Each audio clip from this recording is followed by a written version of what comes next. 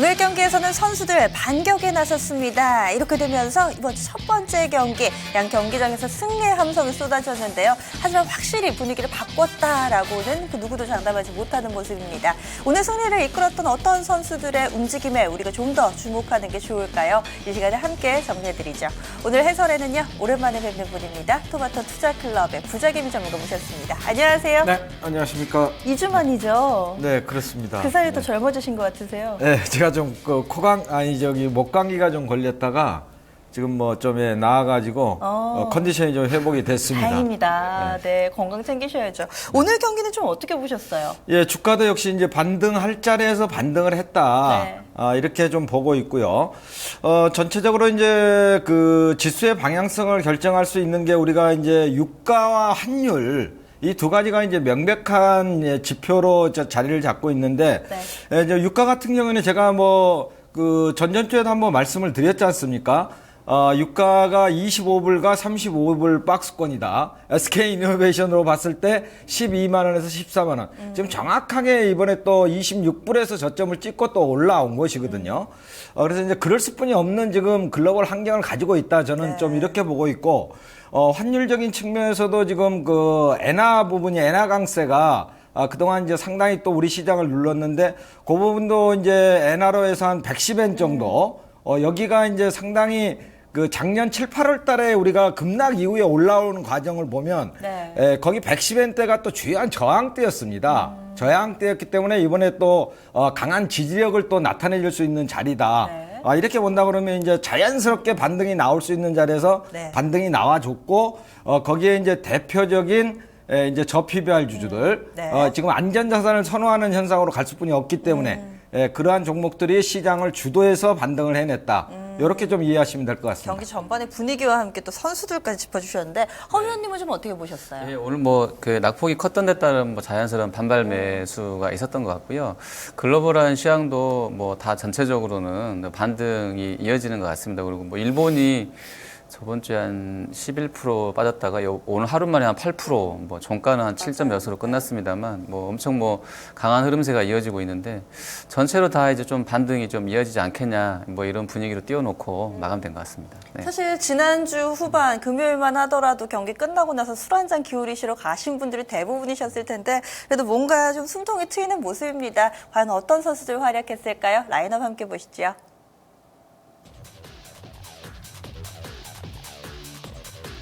1번 하나금융지주, 2번 현대증권, 3번 세아베스텔, 4번 현대미포조선, 5번 대림산업, 6번 기아차, 7번 한미사이언스, 8번 한국콜마, 9번 타자 인바디입니다.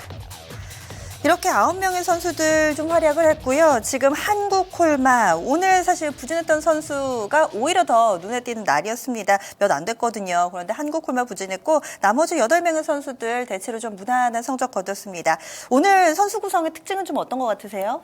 네, 그렇습니다. 아까 말씀드렸던 대로 이제 낙폭 가더주 저PBR주들 이제 외국인들이 이제 선물 쪽에 비차익 순매수를 통해 가지고 바스켓으로 업종 대표주를 담아냈기 때문에 오늘 선수 라인업을 보시면 알겠지만 1번 타자 은행, 2번 증권, 3번 철강, 4번 조선, 5번 건설, 6번 자동차 고르게 업종 대표들이 이제 종목별로 조금씩의 그 편차는 있습니다만 네네. 전체적으로 이런 저PBR주들을 들어올리는 네. 그런 장이 나타났고 해설위원님이 배치를 해주시잖아요. 일부러 네네. 그렇게 업종별로 대표 선수 넣어주신 거세요? 네네, 그렇게 배치를 좀 네. 했습니다. 했고, 이제 7, 8, 9번 하이 타순 쪽은 역시 이제 그동안의 상승을 주도했던 제약바이오, 화장품, 또 오늘 이제 한국콜마가 좀, 찬물을 좀 끼얹었죠. 네네. 실적이 그렇게 나쁘지는 않았어요. 컨센서스 대비해갖고 한 네네. 6.7% 정도 낮게 나왔더라고요.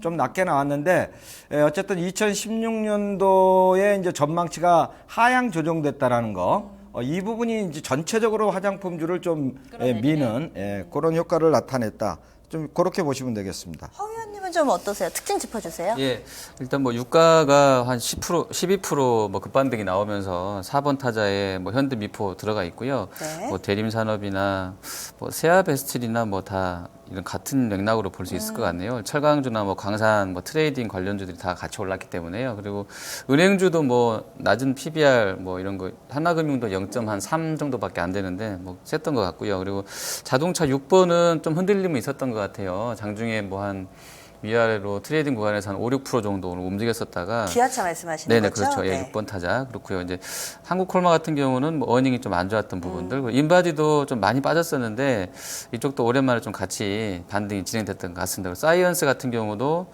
뭐 이격이 거의 뭐 금요일장에서 한 80% 정도까지 저점 라인으로 형성됐던 상황인데 세지는 않았어도요. 그래서 소폭 좀 상승하면서 일단 반등하려는 시도는 좀 보여준 것 같습니다. 네. 선수들이 거포 선수들 좀 많네요. 굵직굵직한 선수들 오랜만에 이렇게 또 선수단이 구성이 됐습니다.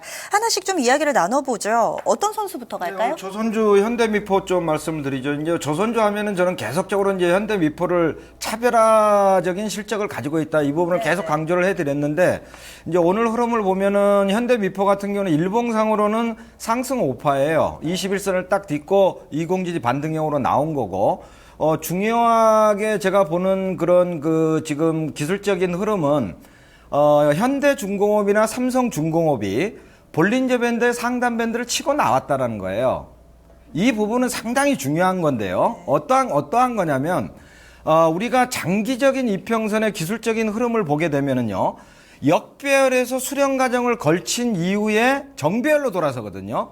그러면 그 과정이 지금 1, 2월 달에 수렴 과정을 가져갔어요. 그리고 나서 지금 볼벤 상단을 치고 나왔다라는 거거든요. 이거는 이제 형님 나 갈라요라고 표현을 하는데 추세 전환을 의미하는 겁니다. 그래서 이러한 지금 산업재 쪽이 정배열 구간으로 들어갈 수 있는 그러한 기술적인 패턴을 만들어냈다라는 거. 오늘 상당히 그 중요한 의미가 있다. 이렇게 보고 있고요. 현대 미포조선 같은 경우에는 분명히 실적적으로 차별화가 있어요. 제가 이제 그 중형 선박 쪽에 분명히 치킨 게임이 끝난 거기에 승자다 이런 말씀을 드렸는데 LPG선이라든지 지금 PC선 이런 것들이 고가 쪽으로 고부가가 쪽이 상당히 많아요. 현대미포가. 그렇기 때문에 실적이 지금 올해 지금 128% 영업이익이 좋아진다는 거거든요. 분명한 실적적인 모멘텀을 가지고 조선주 내에서도 대장주의 역할을 분명히 해낼 것이다. 이렇게 좀 보고 판단을 하셔도 좋을 것 같습니다. 그러니까 이제 바닥 만들고 추세 돌렸다 이렇게 보시는 거잖아요. 네네, 그렇습니다. 오늘 조선주가 전반적으로 강했는데 저는 이 부분이 궁금한 게 그동안에 현대 미포조선을 토픽으로 꼽으시는 분들이 상당히 좀 많았는데 사실 지난 4분기 실적은 약간 컨센서스 하회 하지만 흑자는 유지 이런 가운데서 또 올해 조금 눈에 띄는 종목이 현대중공업이 아닐까 싶어요. 수주 소식도 좀 나오고 주가도 좋고요. 어떻게 네, 보세요? 그렇습니다. 뭐 현대중공업은 이제 업종 대표주 아니겠습니까? 업종 대표주가 사실 이제 저 PBR주를 말씀을 드리고 있는 건데 0.5배 미만에서 현대중공업 같은 경우에도 10만 원 밑에 있었다 그러면 그동안 이제 참 고생을 굉장히 많이 했던 것이고 그러한 부분들이 이제 수급적으로도 바닥을 확인했다. 저는 이렇게 그 판단을 하고 있기 때문에 여기서 이제 세게 가지는 못해요. 이런 것들이 실적이 뒷받침이 안 되기 때문에 세게는 가지 못하더라도 덜컹덜컹 하면서도 저점을 높여갈 것이다. 이런 쪽으로 저는 좀 그 판단을 하고 있습니다. 하지만 여전히 조선주 내의 토픽은 현대 미포조선으로 보시는 네네네, 거죠. 그렇습니다. 네, 알겠습니다.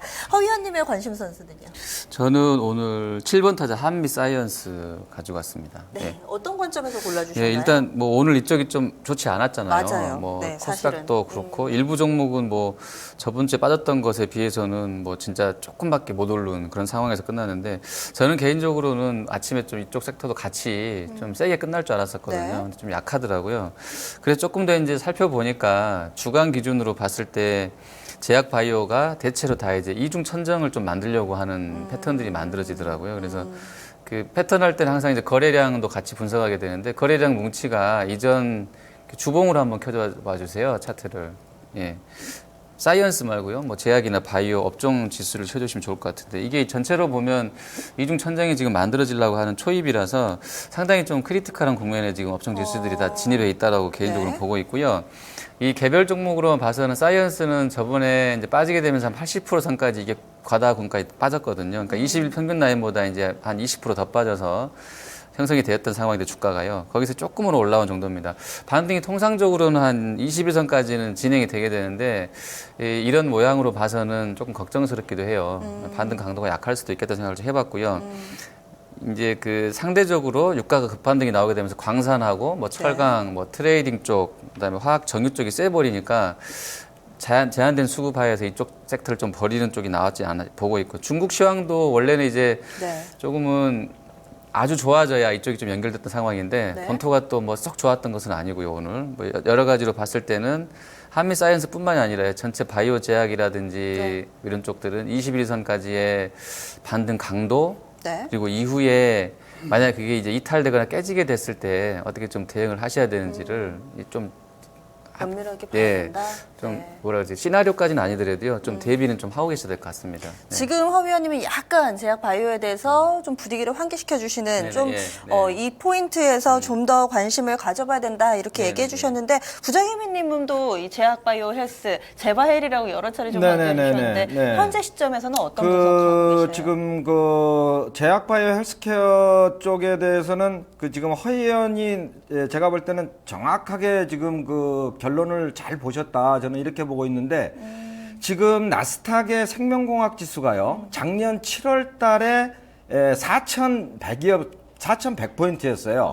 4,100포인트였다가 낙폭을 보이고 올 초에 3,500포인트에서 지금 2,500포인트까지 빠져 있거든요. 그쵸. 그러면 거의 지금 한 5분의 3 정도가 빠진 거예요. 5분의 3 정도가 빠진 건데, 이번에 이제 목요일, 금요일 날 이합주에 밀어놓고 여기서 지금 반등이 나오는데, 오늘 이제 인바디 같은 경우는 사실 굉장히 강하게 올라왔잖아요.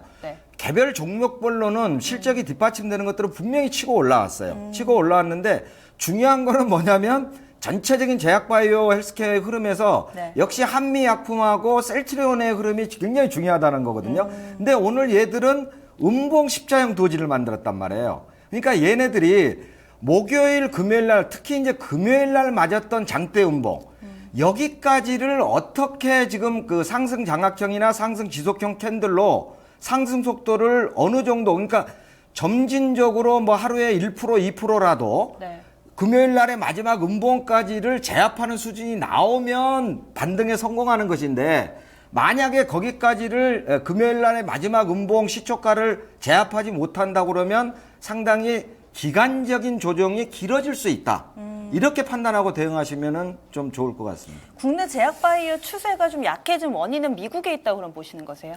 네네, 전체적인 그 영향이 크고요. 그 다음에 지금은 안전자산을 선호하는 쪽으로 가기 때문에 어차피 지금 환율과 유가가 이제 반등을 하면서 지금 시장이 반등을 하는 거 아니에요. 당연히 저PBR 쪽으로 갈 수뿐이 없는 거고, 전체 안전자산 선호의 반대 현상이 성장주기 때문에 얘네들이 어쨌든 1월 달에 주도적으로 또 수익을 냈잖아요. 그러면 차익 실현의 욕구가 있는 것이고, 얘들은 당연히 쉬어갈 수 있는 국면으로 좀 진입이 될 수 있는데, 그 기간적인 조정의 역할이 한미약품하고 셀트리온을 좀 잘 보고 대응을 해 가자. 제약바이오 보는 시각이 두 분은 비슷하시네요. 이어서 또 부자개미 전문가님의 관심 선수 보겠습니다. 네네, 기아차입니다. 우리가 이제 그 작년 8월 달에 급락이 나온 이후에 그 이제 반등 국면을 잘 봐야 돼요. 이때 우리가 작년에 이 얘기를 할 때 기아차를 주도적으로 얘기를 했지 않습니까? MVP도 많이 선정이 됐고. 네네, 그때도 이제 그 환율에 대한 수혜주다 이렇게 보면서 그렇게 봤는데, 요번에는 국면이 조금 틀릴 수 있다라는 얘기예요. 왜 그러냐면은 엔화의 지금 강세로 인해 가지고 상대적으로 수혜가 온다 이래서, 사실은 금요일하고 오늘하고 현대차 같은 경우는 지금 양봉을 2방 뽑았잖아요. 뽑았는데 오늘 끝에 가서 매물을 많이 맞았단 말이에요. 이 부분은 뭐냐면 상대적으로 아시아 통화권 쪽, 뭐 브라질이라든지 이쪽에 지금 통화 약세 부분이 엔화 강세를 거의 상쇄시켜 버려요. 그렇기 때문에 실적이 그렇게 좋아질 수가 없다라는 것이고, 1월달 실적도 안 좋았잖아요. 한 18% 정도 안 좋았고, 전체적으로 이번에 자동차가 끌고 가기는 쉽지 않을 것이다. 저는 좀 이렇게 보고 있고, 요번 저PBR주들의 반등은 주도적으로 제가 볼 때는 조선주, 그 다음에 철강주, 은행주, 얘네들이 그동안에 많이 억눌려 있던 그런 요인들이 해소가 많이 됐어요. 그래서 은행주도 지금 마찬가지 아닙니까? 미국이라든지 유럽이라든지 지금 그 건전성 지표가 나빠지면서 얘네들이 주도적으로 두드러 맞았단 말이에요. 그다음에 우리나라도 또 지금 얘기한 그런 그 산업재 쪽이 구조조정에 들어간다 하면서 원샷법이 지금 또 국회 통과됐잖아요. 그런 요인들이 해소가 됐다라는 것이죠.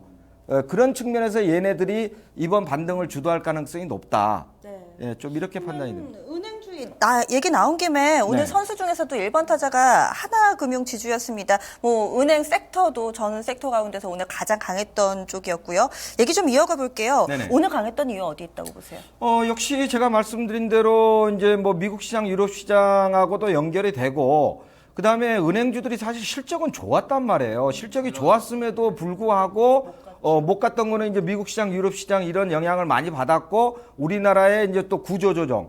대기업에서 이런 거 하나 이제 또 뭐 빵 터지면 충당금을 엄청 쌓아야 되기 때문에 그런 불확실성 때문에 은행주들이 못 갔던 것이거든요. 이제 그런 요인들이 어느 정도 해소가 됐다고 보기 때문에 은행주들도 강하게 반등을 하는 거고 실적은 신한지주가 제일 좋아요. 그다음에 이제 KB금융 같은 경우에는 요번에 현대증권 그 인수전에 또 이제 참여하는 부분이 좀 있잖아요. 그런 부분에서 조금 못 갔고 제일 못 갔던 게 사실은 하나지주죠. 하나지주가 제일 약했기 때문에 오늘 또 반등도 좀 강하게 일어났고 그런적인 측면에서 뭐 지금 얘네들이 다 PBR 0.5배 미만 아닙니까?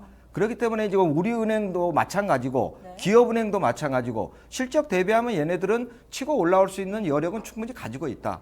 저는 좀 이렇게 판단을 하고 있습니다. 황 의원님은 은행주 어떻게 보세요? 예, 은행이 일단 하나금 같은 경우는 뭐 그 일회성 그거 한 4천억 제외하면 실적 잘 나왔다는 것이 이제 다 알려졌던 것이고요. 네. 지금 다 말씀해 주신 것 같은데 실적 잘 나왔었고 분위기만 안 나빴으면 더 충분히 갈 수 있는 그런 상황이었던 것 같아요. 워낙에 이제 어닝이 잘 나왔었기 때문에. 근데 뭐 이틀 정도는 그 특히 도이치뱅크 쪽 뭐 코코본드인가요? 그거 사실은 그 후순위 전환사채는 은행들이 돈놀이 하려고 지금 찍는 거거든요. 그 예대마진에서의 그 실적이 세게 안 나오는 부분이 있으니까 일반적으로 조금 더 높은 금리로 발행을 해서 이제 그 조달을 해가지고 그걸로 돈놀이 하는 그런 수단인데 어떻게 보면 뭐 그런 부분도 있었었고 자본 확충권도 영향을 줬었던 것 같아요. 근데 그게 틀어지게 되면서 일단 좀 안 좋았던 부분인데 우리 은행들도 약간씩은 있다고 하는데요. 이게 뭐 큰 양인지 대해서는 모르겠어요. 근데 약간 그런 그냥 좀 더 있지 않겠어라는 그런 약간 그러니까 불확실성이죠. 우리도 약간 유사하지 않겠냐는 그것 때문에 좀 밀렸던 것 같은데 일단 도이치 쪽에서 그 50억 달러인가요? 뭐 바이백 한다고 그래서 일단 1달러 됐고 어제 주가도 금요일 날 뭐 13%인가 올랐더라고요. 그래서 좀 끝나지 않았나 싶어요. 그래서 저 PBR인 것은 맞다고 보고 있고요. 그래서 이제 오늘 같이 뭐 한 5%씩 뭐 올라가고 그런 장세가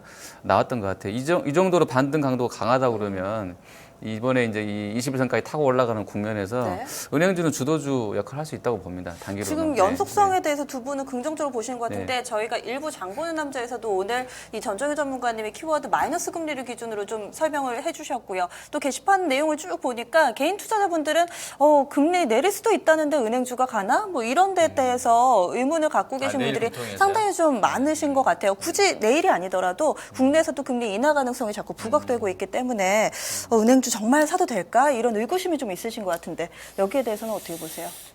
그 부분은 지금 그 미국의 금리 인상에 가장 초점을 놓고 봐야죠. 지금 이제 3월 달은 물 건너갔다고 보는 거고 이제 6월 달 정도가 가능할 수 있겠다. 지금 뭐 이제 3월 달에 금리를 인상할 수 있는 거는 시카고 옵션 거래소 기준으로 보면 10% 미만으로 떨어졌거든요.